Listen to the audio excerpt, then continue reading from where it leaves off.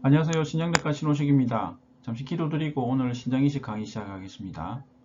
사랑이 많으시고 은혜가 풍성하신 하나님 아버지, 어려운 시기 가운데 저희가 함께 공부합니다. 우리 학생들 위로해 주시고 신장이식 공부할 때 지혜 주셔서 잘 이해하고 잘 공부할 수 있도록 도와주십시오. 예수님 이름으로 기도드립니다. 아멘. 공부하는데 고생이 많으십니다. 오늘은 신장이식 전반에 대해서 말씀드리겠습니다. 형성평가 성찰 일지는 다음 기회로 미루고요. 이식 면역에 대해서 설명하고 신장 이식수를 받을 수 있는 사람이 누구인지, 공여 줄 수 있는 사람 누구인지, 뇌사자 장기 이식 기증 과정에 대해서 설명하고 신장이 수술에 대해서 한번 보시겠습니다. 그리고 거부 반응의 종류에 대해서 형태학적 소견, 그 다음에 면역 억제제가 어떤 것들인지 합병증에 대해서 또 보시도록 하겠습니다. 1954년 12월 23일에 미국 하버드 의대 브리검 하스피털에서 인류 최초로 쌍둥이 사이에 생체 신장 이식이 성공이 되었습니다. 이때 논문도 56년에 발표가 되었었고요. 이 수술하신 분은 성형외과 의사시고 90년도에 노벨 생리학상을 받으셨습니다. 먼저 ABO 혈액형은 뭐 다 아실 거고 주된 주 조직 적합성 복합체가 있습니다. 사람에서는 휴먼 루코사이트 안티젠으로 되어 있고 염색체 6번에 구성되어 있습니다. 클래스 1 같은 경우는 모든 유액세포에 존재하고 ABC, 그 중에서 AB가 중요하고요. 클래스 2 같은 경우는 항원 제시세포에 발현되는데 DPTQ, DR, 그 중에서 DR이 중요한 요소가 되겠습니다. 6번에 위치하고 유전자 중 다행 현상이 가장 높은 것으로 알려져 있습니다. 안티젠 프레젠팅 셀에서 보통 항원을 전달할 때 CD8번 T세포 같은 경우는 MH 클래스 1을 통해서, 그 다음에 CD4 T셀 같은 경우는 MH 클래스 2를 통해서 제시하게 됩니다. 주조직 적합성 복합체 유전 방식을 보시게 되면 멘델의 단순 유전으로 유전되게 되고, 보통 형제자매 사이에 두 개의 배체가 모두 일치할 확률이 보통 또 한 개만 같아도 50%, 두 개만 모두 다를 확률이 25%로 되어 있습니다. 우리들은 이런 곰팡이라든지 여러 가지 세균들이 노출되어 있습니다.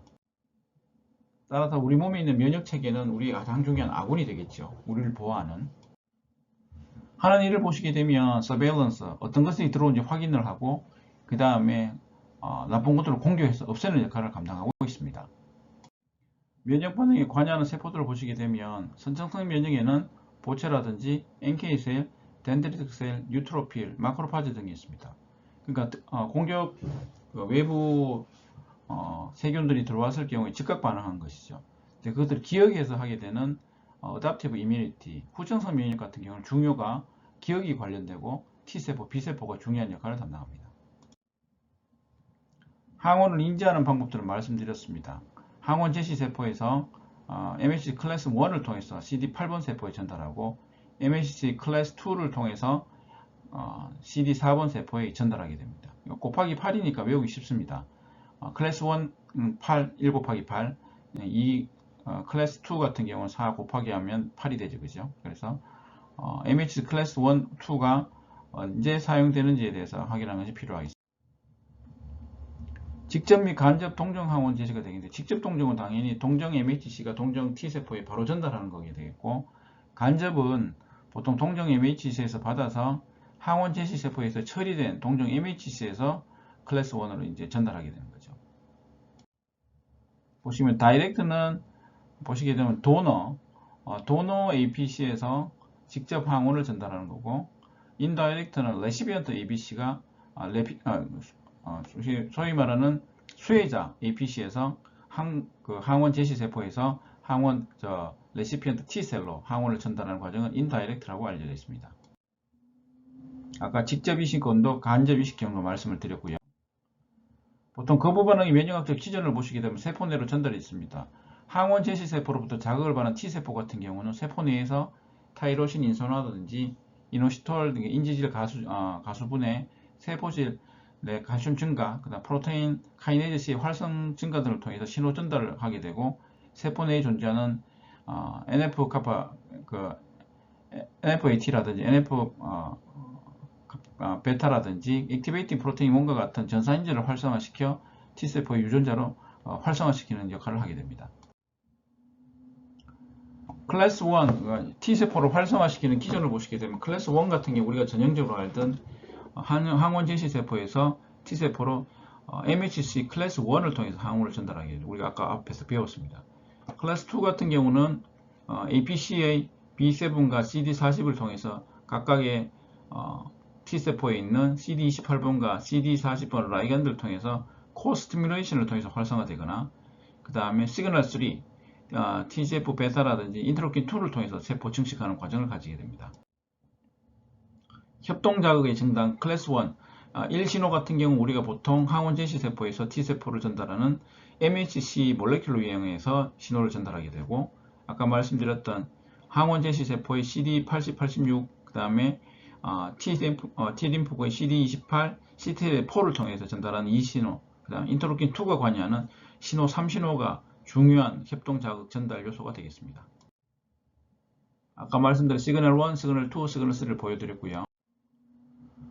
다이렉트 패스웨이 같은 경우는 결국은 도너 APC에서 직접 전달하는 겁니다. 그래서 CD8번 세포 같은 경우 사이토톡식 T셀이 되고 그래서 액티베이트 사이토톡식 T셀이 돼서 세포 거부 반응이 중요한 원인이 되고요.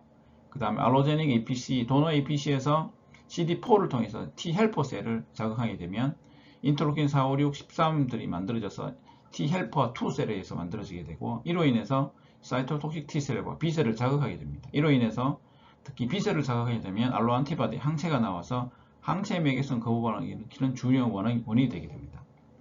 인다이렉트 패스웨이를 보시게 되면 자기 레시피언트 APC를 통해서 CD4 세포가 관여해서 T헬퍼 셀이 자극받게 되면 인터로킨 1, 2라든지 인터페론 감마 등에 의해서 마크로파지가 활성에 대해서 딜레이드 하이퍼센시티브가 발생해서 트랜스플란트 아테로스크로시스가 발생하는 기전으로 인해서 거부 반응이 발생하게 됩니다.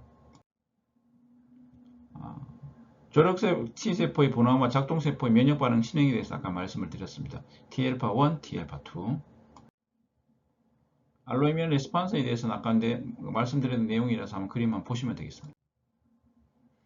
이식적 면역 검사를 보시게 되면 조직형 검사로는 휴먼 루코사이트 안티젠 유형을 봐야 되겠죠. 클래스 1에서는 AB, 클래스 2에는 DL을 보게 돼요. 각각 두 개의 로커스씩 보게 됩니다. 총 6개를 보게 되고요.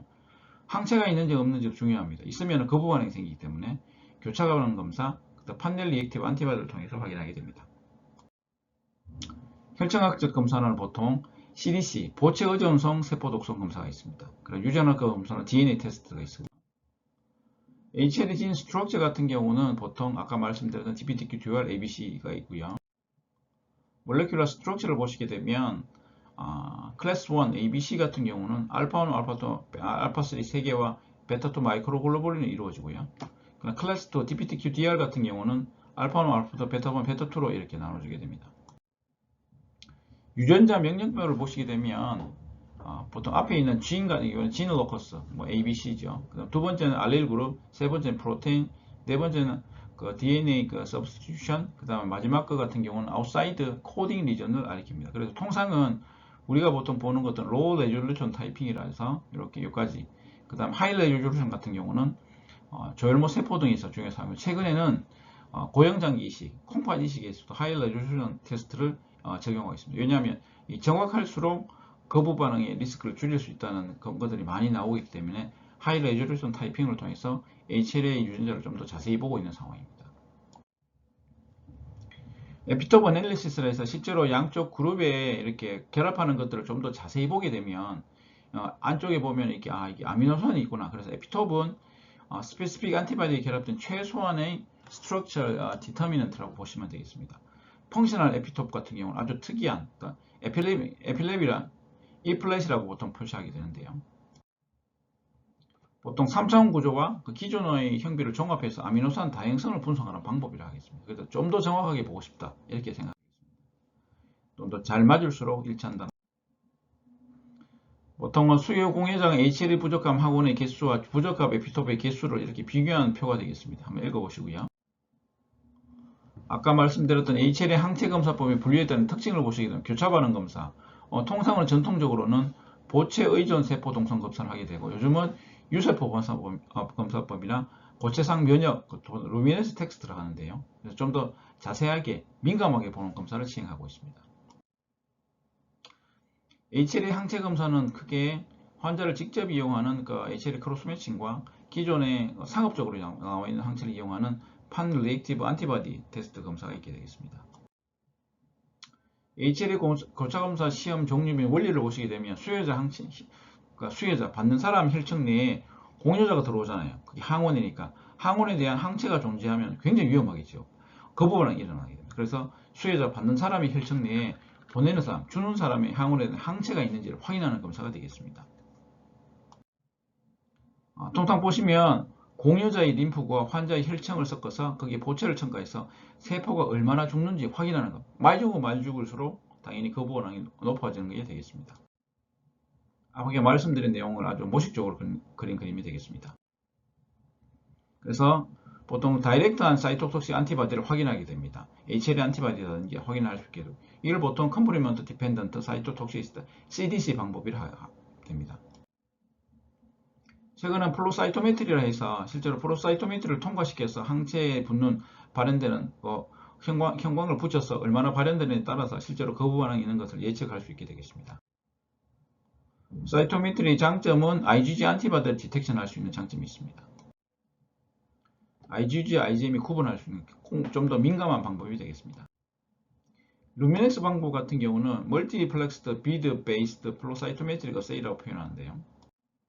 보통 항원을 하나의 딱 비드에 붙여서 직접적으로 확인하게 됩니다. 그리고 형광으로 민 프로레센스 인텐시티 MFI를 보시게 됩니다. 수치가 높을수록 결국은 안에 그 환자에 유해한 항체가 존재할 가능성이 매우 높게 됩니다.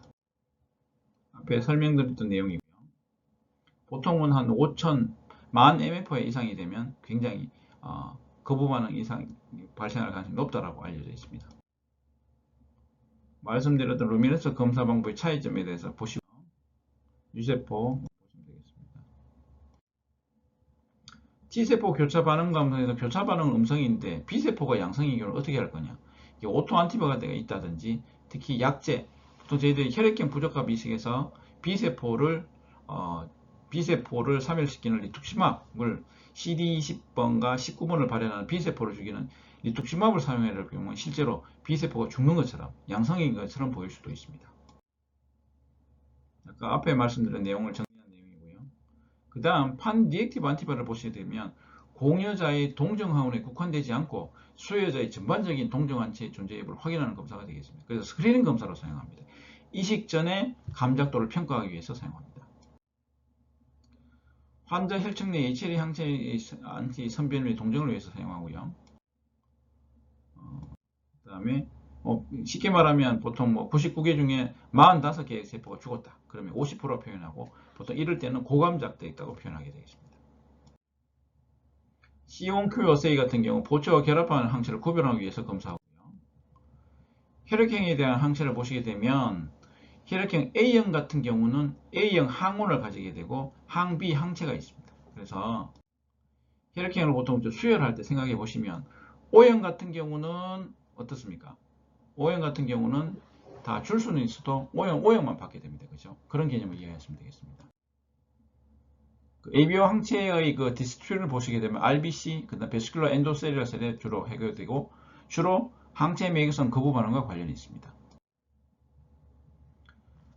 혈액형 부적합 신이식 첫 번째 보고는 1955년에 있었긴 했지만 성공하지 못했습니다. 이후에 일본에서 굉장히 많이 사용하는 이식 방법이 되었고요. 우리나라 같은 경우는 먼저 87년에 ABO 부적합 이식 항체에 대한 보고들이 최초 보급이 있었습니다. 2003년 스웨덴에서는 이게 결국은 비장절제술 대신에 리툭시마브를 사용해서 해봤지만 효과가 있었다. 그래서 최근에는 비장절제술을 하지 않고 리툭시마브만 투여하는 것들 방법을 통해서 혈액형 부적합 이식을 시행하고 있습니다. 우리나라에서는 2009년도에 부산 메리노르 병원에서 첫 번째로 혈액형 부적합 신장 이식을 보고하였습니다. 신장 이식 후 항 ABO 항체의 변화 및 이에 따른 면역 전략을 보시게 되면 통상은 수술하기 전에 B세포를 억제하는 리툭시마브, 그 다음에 혈장 교환성 플라즈마 페레시스 걸러내죠. 그 다음 IVIG 면역 글로불린을 통해서 중화를 시킵니다. 그리고 우리 주로 이제 사용하는 타크로리무스, 마이클로페놀드, 모페틸, 스테로이드 등은 T셀을 억제하는, 이 둘 다 T셀, B셀을 억제하는 약제들을 사용하게 됩니다. 통상은 2주가 가장 위험한 걸로 되어 있고 2주가 지나되면 아코모데이션이 되어서 실제로 혈액형 항체에서 거부 반응은 발생이 상당히 낮은 것으로 되어 있습니다. 우리 병원의 혈액형 부적합 신의식 프로토콜이 되겠습니다. 비슷합니다. 리틱스마브投与하고 그 다음에 혈장 교환술 시행하고 T셀을 억제하는 타크로리무스, MMF, 스테로이드를 사용합니다. 신장 이식 수술을 받을 수 있는 사람을 설명하시오. 보통 절대적 금기를 보시게 되면 당연히 회복 가능한데 하시면 안 되겠죠. 감염이 있다거나 암이 있다거나 약물 중독 이런 경우에는 금기입니다. 상대적으로는 고령이라든 심혈관계 이런 질환들은 최근에 많이 극복되어서 필요한 환자들을 선별적으로 신장 이식을 시행하고 있습니다. 공유할 수 있는 사람 제외하는 거 당연히 감염이나 이런 거 있으면 안 되겠죠. 그 다음에 심혈관 질환 있어도 안 되고 약물 중독 안 됩니다. 그러고 사고 치료를 80 미만 돼도 안 됩니다. 단백뇨 나와도 안 되고 당뇨 고혈압 있어도 안 됩니다. 결국 주는 사람도 건강해야 되기 때문에 이런 질환이 없는 환자들이 기증할 수 있게 되겠습니다. 뇌사자 장기 기증 과정을 보시게 되면 저희 기준 당연히 감염이 있으면 안 되고 확장 범주 공여자에서 60세 이상 또는 50세에서 59세이면서 고혈압이 있거나 크레아틴이 증가 있는 경우에도 할 수 있는 걸로 되어 있습니다. 싱글 상태와 뇌사의 차이를 간단히 보시게 되면 결국은 뇌사 같은 경우는 대뇌 기능 반사가 소실되어 있습니다. 뇌관 기능도 없고 결국 영양을 공급해서 사망하게 됩니다. 결국은 판정위원을 잘 해서 뇌가 죽은 상태로 뇌 기능이 완전히 정지하여서 회복이 불가능한 상태를 불가역적 손실 상태인 것을 뇌사로 판정하고 있습니다. 당연히 원인 질환이 확실해야 되고 뇌병변 없어야 되고 이런 것들을 잘 확인하는 것이 필요합니다. 엄격한 조건이 필요합니다. 뇌사 판정기는 선행조건, 판정 기준도 보면 깊은 홍수 상태인지 자발호흡이 없는지 동공이 확실히 열려 있는 건지 뇌관 반사도 확인하고 아주 엄격한 기준으로 해서 판정하게 됩니다. 신장 이식 수술을 설명할 수 있다. 아주 요식적으로 간단합니다. 콩팥을 엉덩이 정맥과 동맥에 하고 요관을 방광에 연결하는 아주 단순한 수술이지만 그렇지만 혈관의 크기라든지 그 다음에 요관이 꼬인다든지 이럴 수가 있기 때문에 수술 시에 주의가 필요하겠습니다.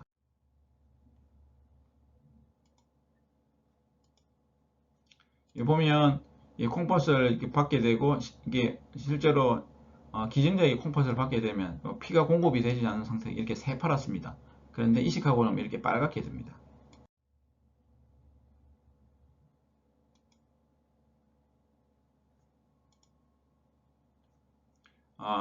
우리 병원 신장이식 기증 소견인데 제가 작성해야 돼. 나중에 동영상으로 나중에 한번 보여드리도록 하겠습니다. 되네요. 보시면 이렇게 신장을 절제를 해서 그죠? 이쪽에 콩팥이 나오죠? 나왔습니다. 그래서 나온 콩팥을 주위에 지방 조직이나 이런 부분들을 혈관을 보면서 잘 손질을 해서 얼음에 넣어서 옆에서 수술하고 있는 수혜자에게 이동합니다. 그래서 외과에서 이제 수술하죠. 보통 기증자 절제술은 비뇨의학과에서 시행하고 있습니다. 그리고 받는 쪽 시술은 외과에서 시행하는데요. 신동 교수님 좀 하고 계시죠. 열심히 수술을 해서 소변이 떨어지기 시작합니다. 이때 행복합니다. 급성 반응, 거부 반응의 종류를 보시게 되면 초급성 반응. 그럼 결국 혈청 내에 이미 존재하는 공여자의 림프구에 대한 독성 항체가 있으면 난리 나겠지요. 이때는 신경식 콩팥을 떼내야 됩니다. 하지만 요즘은 미리 아까 항체 반응 검사들을 하기 때문에 거의 없다고 보시면 되겠습니다. 그 다음에 세포성 거부 반응 보시면 공여자 세포에 대한 세포 면역 반응에 의해서 보통 CD8번 세포에 의해서 사이토톡식 T셀을 발생하게 됩니다. 림프구가 세뇨관 내강으로 이동해서 튜블라이티스 세뇨관염이 생겨서 이식 콩팥 기능이 감소합니다. 이럴 때에는 보통 스테로이드 충격요법을 사용하게 됩니다. 임상 증상으로는 이식 시 콩팥 부위가 붓거나 아픈 증상 등이 발생하게 됩니다. 그 다음에 항체 매개성 거부반응을 보시게 되면 아까 말씀드린 CD4 T셀에 의해서 B셀이 자극받아서 항체가 나와서 항체 매개성 거부반응이 발생하게 되는데요. 세관 중의 모세관련, 페리튜블라 캐필라이티스가 생기거나 뇌에 호중구가 침염되거나 면역 형광염폐에서 C4D가 이렇게 침착되는 증거들이 있으면 보통 항체免疫성 거부감으로 판정을 하고 혈장 교환술이나 면역 글로불린 주사, 그런 리투크시마브를 통해서 치료를 시행하게 됩니다. 만성 거부반응은 결국 서서히 진행됩니다. 그래서 보통 콩팥, 크레아티닌도 상승하고 단백뇨 생기고 고혈압 생깁니다. 주로 체액성 면역 반응이 생기는데 치료는 그냥 단백뇨를 줄이는 ACE 이니비터 ARB 정도 사용하는 것으로 알려졌습니다. 이미 손상이 돼서 돌릴 수는 없는 상황이 되겠습니다. 신장 이식 수술을 받는 사람이 면역 억제제, 아까 말씀드렸던 결국 T셀, B셀 억제한, 주로 우리 면역 억제는 T셀을 억제합니다. 보시면 안티젠 프레젠팅 셀에서 인터루킨 1을 억제하는 보통 스테로이드는 전반적으로 합니다. 그리고 T세포에서 인터루킨 2를 억제하는 타크로니무스, 사이클로스포린이나 타크로니무스 그 역할을 감당하고요. 셀 사이클, 말 그대로 T세포가 증식하지 않도록 억제하는 것은 옛날엔 아자스프린, 요즘은 마이클로페놀 모페티를 사용하고 있습니다. 아까 앞에 말씀드린 내용을 요약한 내용이 되겠고, 합병증을 보시면 스테로이드 같은 경우는 당연히 감염이라든지 고지혈증, 그 다음에 골다공증 등이 생길 수 있고, 아자스프린은 골수 억제가 생겨서 요즘 잘 사용하지 않습니다. 사이클로스포린 같은 경우는 이게 잇몸이 너무 비대되거나 그 다음에 몸에 털이 많은 합병증이 생깁니다. 타크로니무스 같은 경우는 당뇨 발생률이 조금 증가하는 것이 있어서 주의가 필요하고, 마이클로페놀 모페틸 보통 아자스프린 대체로 사용하는데 이때는 설사가 생길 수 있어서 주의가 필요합니다. 합병증에 대해서 보시게 되면 외과적으로는 혈종이라든지 림프류, 그 다음 요누출 등이 생기게 됩니다. 감염을 보시게 되면 1개월 이내는 세균, 1개월 이후는 기회감염, 말 그대로 바이러스, 곰팡이, 원충 등이 생길 수 있고요. 그래서 트리메토프림, 솔포맥사쇼이라든지 니스타틴 같은 이런 약제를, 예방적 약제를 사용하게 됩니다. 거대세포 바이러스, 사이토메갈로 바이러스, CMV 바이러스 같은 경우 29, 1에서 3개월 이내 잘 생기니까 주의가 필요하겠습니다. 악성종양도 이식환자에 5에서 6% 정도 잘 생기고요. 피부암이 잘 생깁니다. 우리나라에서는 고형장기가 잘 생기게, 고형암이 잘 생긴다고 되어 있습니다. 심혈관계 합병증, 고혈압이 생기게 되는데요. 칼슘 기란제나 이런 약제를 사용해서 혈압 목표를 130, 80 미만으로 조절하는 것이 중요하겠습니다. 무혈관성 괴사, 이 스테로이드를 사용하게 되면 보통 이제 혈관 부위가 결국 고관절 부위를 사용하지 못해서 수술하는 경우가 사용합니다. 그 다음에 B형 C형 간염, 재발성 사고체 신염도 잘 생겨서 기존에 사고체 신염이 있었던 환자들 같은 경우에는 단백뇨 검사라든지 통해서 주의 깊은 확인이 필요하겠습니다. 그래서 오론의 내용을 정리하면 이식 면역에 대해서 설명할 수 있다. 아까 말씀드렸던 안티젠 프레젠팅 셀에서 CD8번 세포, MHC 클래스 1을 통해서 CD8번 세포에 항원을 전달하고 MHC 클래스 2를 통해서 CD4 T셀에 전달합니다. 그런 것들, 그게 합병증 거부 반응 발생이 굉장히 중요합니다. 그래서 잘 아는 것이 필요하겠고, 신장 이식술을 받을 수 있는 사람, 받을 수 없는 사람부터 보셔야 되겠죠. 뭐 고혈압이 있다든지, 그 다음에 결국은 감염이 있다든지 이런 경우에는 받을 수 없어서 잘 선별하는 것이 필요하고, 공유할 수 있는 사람도 마찬가지입니다. 주는 사람이 건강하게 되면 당뇨가 있거나 혈압이 있으면 안 됩니다. 특히 당뇨 있으면 안 됩니다. 뇌사자 장기 기준 과정, 예를 들어 회복될 수 있는 것들, 이런 것들 다 없어야 되고, 뇌간반사나 이런 것들이 아주 세밀한 측정을 통해서 뇌사를 진단하게 됩니다. 신장이식 수술, 아까 그림에서 보여드렸다시피 엉덩이 정맥과 동맥을 콩팥에 연결하고, 그 다음 요관을 콩팥, 그 다음 기존의 방광에 연결하는 수술이지만 결국 혈관 연결하는 것들이 좀 중요하겠습니다.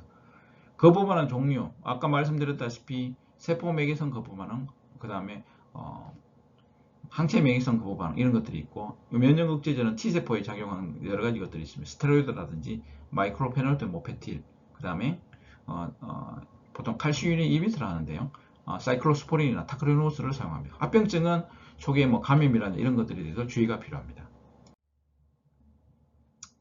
54년에 최초의 신이식, 그 다음에 이분 행인지 동생이 헷갈리는데요. 기증한 다음에 23세에 기증하고 48세 지나서 투석 시작하고 79세에 사망한 환자가 되겠습니다. 예, 제가 배웠던 선생님 해리슨 교과서에 실려 있습니다.